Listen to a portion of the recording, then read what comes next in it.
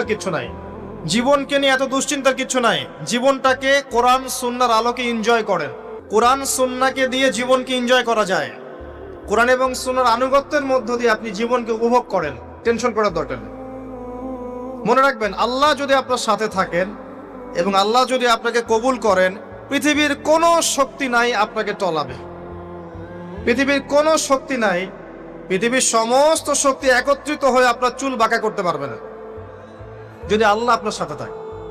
আর যদি আল্লাহ আপনার সাথে না থাকে, আইওয়াস শোডাউন দিয়ে কোনো লাভ হবে না, কেউ আপনাকে বাঁচাতে পারবে। অতএব আল্লাহকে আপন করে নেন, যার যার হক তাকে তাকে দেন, নিজের হক আল্লাহর কাছে চেয়ে নেন, ইনশাআল্লাহ আপনি সুখে থাকবেন। এর আগে আল্লাহ পাক একা ছিলেন, আর কিচ্ছু ছিল না। হুয়াল আউয়াল ওয়াল আখির ওয়াজ যাহির ওয়াল বাতিন ওয়া হুয়া বিকুল্লি শাইইন আলিম, সূরা হাদীদ। আল্লাহ পাক একা ছিলেন, কোনো